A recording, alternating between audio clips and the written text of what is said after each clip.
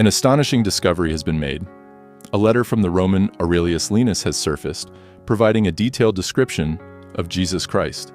Aurelius, who saw Jesus with his own eyes and knew him closely, wrote several letters to Caesar in Rome, recounting everything he witnessed. Today, we are going to explore every aspect of this description, and by the end of this video, your perception of Jesus might completely change. In many parts of the world, paintings and artwork depict Jesus as a man with fair skin, blue eyes, and long hair. But did Jesus really look like that? What did he actually look like? This is a question we often ask ourselves. Let's discover the answer. If you believe in God and are watching this video, take a moment to subscribe to the channel. What we generally know about Jesus' physical appearance comes from movies, images, and accounts passed down over 2,000 years. Based on the Bible and more recent scientific studies, we can have a better idea of what he might have looked like. The discovery of Aurelius Linus's letter caught the attention of the entire world because it provides a detailed account of Jesus' appearance. Being an eyewitness who saw him personally and frequently wrote to Caesar in Rome. Therefore, it's important to analyze how this man described Jesus. For many centuries, especially in the West, the most common image of Jesus Christ is that of a man with fair skin, long wavy hair, usually light brown or blonde, a beard, and often blue eyes. However, the Bible does not provide a physical description of Jesus, and all evidence suggests that his appearance was likely very different from these artistic representations. Church leaders of the 2nd century, like Justin Martyr and Origen, referred to the book of Isaiah 53 to indicate that Jesus' appearance was not remarkable. He had no beauty or majesty to attract us to him, nothing in his appearance that we should desire him. Additionally, Origen and others mention that Jesus had a more common appearance, far from the idealized images seen in art. Psalm 45 describes Jesus as the most beautiful of men, suggesting that each person may have perceived Jesus uniquely according to their spiritual experience. St. Augustine also commented on this, arguing that although the imagined representations of Jesus are infinitely varied, he had only one true appearance. According to St. Augustine, how we imagine Jesus does not influence our salvation. What really matters is recognizing him as a human being. In the 4th century, Bishop Eusebius of Jerusalem explained that the Savior appears in different ways to each person according to their needs. For those who need joy, he reveals himself as a vine. For those seeking a path, he is the door. For those in need of intercession, he is a high priest. And for sinners, he is a sacrificial lamb. Jesus adapts to everyone while maintaining his unchanging essence and dignity as the Son of God, like a caring doctor and teacher who adjusts to our limitations. It's interesting to note that the earliest representations of Jesus depict him as youthful and idealized. However, after Roman Emperor Constantine legitimized Christianity in the 4th century, the images of Christ began to change significantly, with the bearded Christ figure becoming predominant. This shift may be linked to the newfound security to display important relics, such as the Mandilion.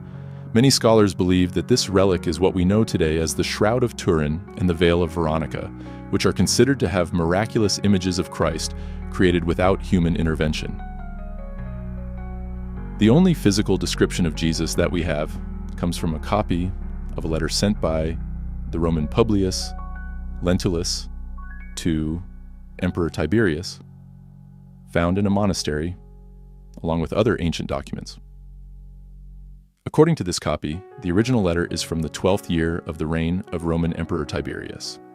Historical records indicate that a Roman named Lentulus was in Judea during the trial and crucifixion of Jesus, and his influential family is mentioned by the Jewish historian Josephus in his work Antiquities of the Jews.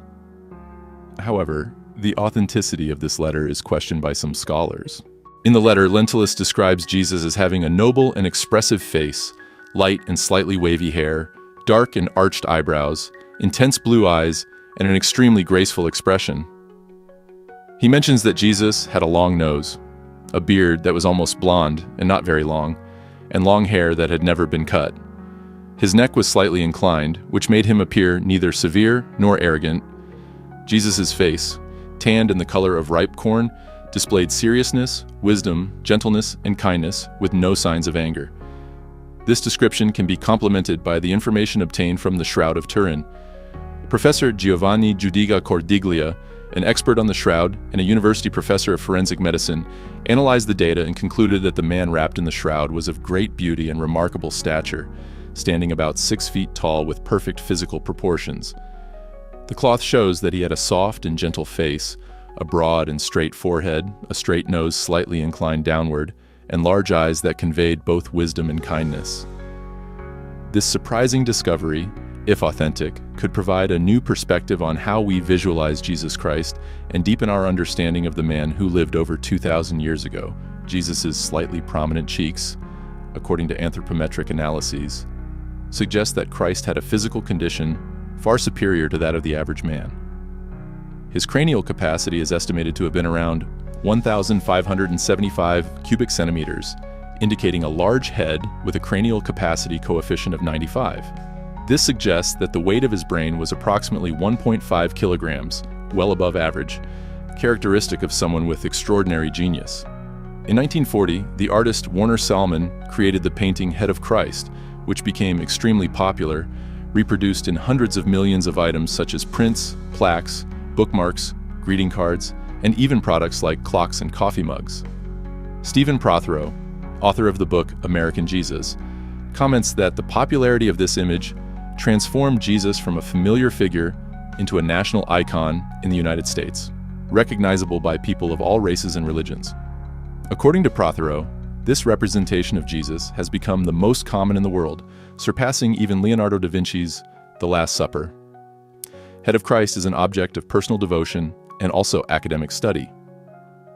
In the 1990s, a study funded by the Lilly Endowment investigated the impact of Solomon's art on religion in America. Art historian David Morgan coordinated the project, which resulted in the publication of a collection of essays and conference papers under the title Icons of American Protestantism. The Art of Warner Salmon. During the project, Morgan collected over 500 personal responses about Salmon's work. The majority of respondents expressed that the image appealed to them because it looked exactly like they imagined Jesus, considering it the most accurate representation of what he might have looked like. An interesting perspective given that no one in the 1990s could have witnessed Jesus' actual appearance in the first century. Morgan suggests that the sense of authenticity and widespread admiration for Salmon's Head of Christ can be partially attributed to the portrait's almost photographic qualities, which give it a realistic appearance, making it seem like a personal memory. He notes that the softly blurred contours and subtle lighting resemble studio photographs of family members and loved ones that many people carry with them. Another aspect that potentially enhances the public's affection for this image is the fact that Jesus is depicted in a close-up from the shoulders up, isolated from any temporal, spatial, or narrative context. This allows people to place Jesus in their own context, and since there is no interaction with other figures in the painting, it provides a more personal and intimate connection with the figure represented. Jesus' gaze in the painting adds to this sense of closeness and connection. Remember that Jesus was also seen as an ordinary person. He wasn't considered handsome or attractive, and was even ridiculed and spat upon. People often judge based on outward appearance, but that's not what Christians should do. Our true worth doesn't come from our looks, popularity, or attractiveness. Our value comes from God's love for us, as we are made in His image. Sometimes it can be more challenging to understand the image of someone with eyes like blazing fire and a voice like rushing waters than that of a simple Galilean peasant. Or in moments when we feel deeply spiritually moved, it may be harder to accept Jesus as someone without physical attractiveness than as someone with a light that outshines the sun. However, it is not necessary to know Jesus' physical appearance to feel the Spirit's confirmation that He is our Savior. We don't need an exact mental image for Christ's atonement to work in our lives. It's also not essential to see His face now, to recognize it as familiar and beloved in the future when we have the opportunity to meet Him again. No matter how curious we are about Jesus, all the faithful who have been baptized in His name can be sure of one thing. The day will come after our earthly lives have ended, when Jesus will welcome us at the heavenly tribunal, and we will see Him face to face in a reality that transcends the barriers of time and space. Click now on the video appearing on the screen to learn more about the subject. If you like the video, subscribe to the channel now.